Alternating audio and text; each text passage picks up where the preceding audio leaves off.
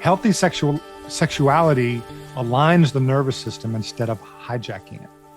And when men learn to feel the difference between release and relaxation, they stop chasing that next hit and they start inhabiting their own power.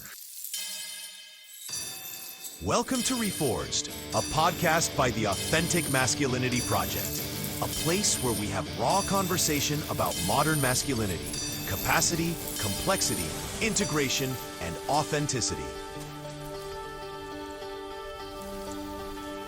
Okay, here's an interesting dichotomy of porn versus masturbation. And at first glance, the conversation about porn, it sounds like a moral issue, but it's not. It's really not. It's neurological. This is a neurological issue. Porn hijacks the dopamine system, not because sexual pleasure is wrong, but because the stimulation is detached from real human connection. Porn floods dopamine without the oxytocin to counterbalance that comes from touch, scent, breath, or emotional attunement. Being in your heart to connect to somebody else. Like each time a man chases that high, the brain's reward prediction error, it widens. What used to satisfy him no longer does. And over time, this trains his nervous system to seek novelty in pixels instead of presence and personhood. So it's not orgasm that's destructive. It's the unregulated spike and crash loop driven by disembodied stimulation. So there's a health paradox, orgasms and the body. So there's the argument, like medical research shows that men that have 21 or more ejaculations per month, 21, have a lower risk of prostate cancer. That's true, but it's about function, not fixation. Ejaculation maintains circulation, hormonal balance, and detoxification in the prostate. But the context of the orgasm, what triggered it, determines whether it's nourishing or depleting. When orgasm comes from intimacy, embodied self-connection, or partner connection, the nervous system releases oxytocin, serotonin, and prolactin, balancing dopamine and restoring calm.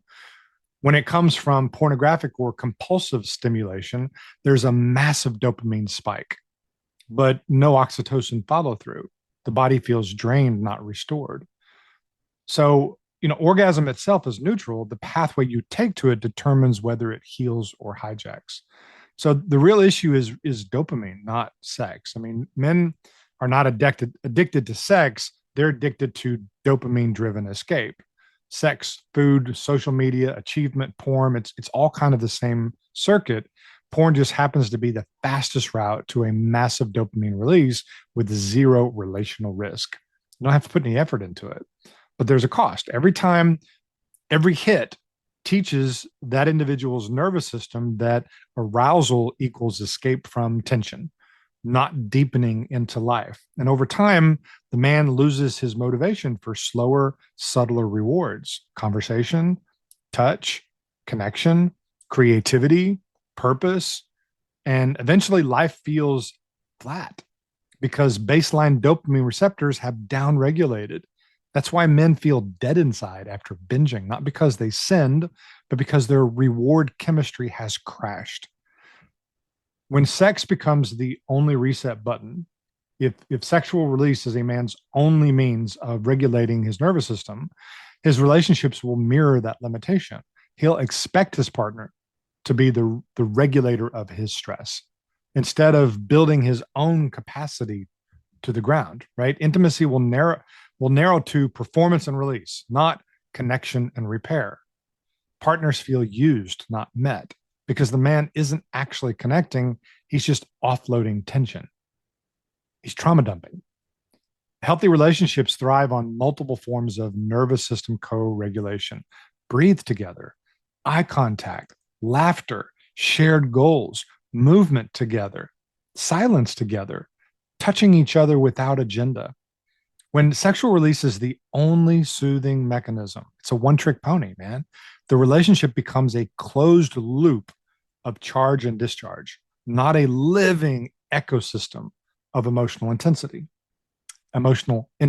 I mean.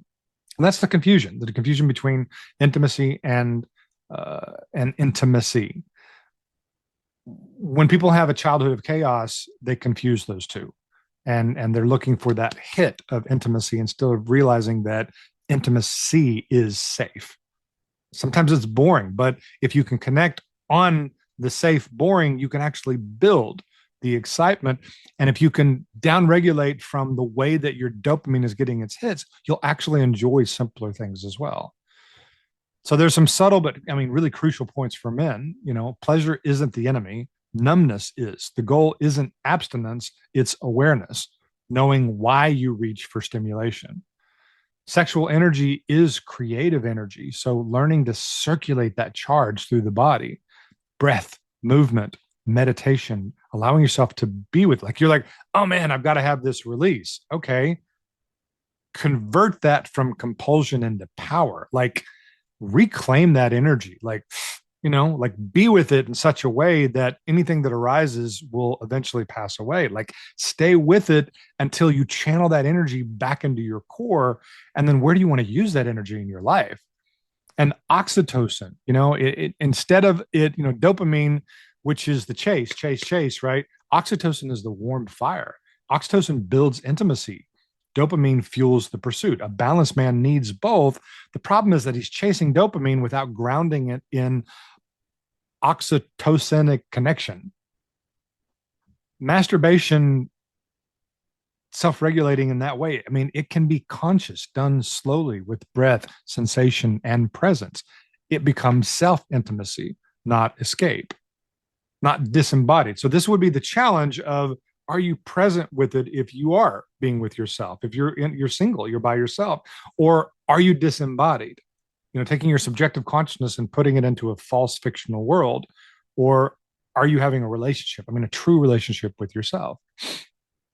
So true masculine regulation is variety. A man needs multiple ways to return to center: cold exposure, breath work, exercise, laughter, hanging out with, your buddies or friends, family, music, community, stillness, amazing.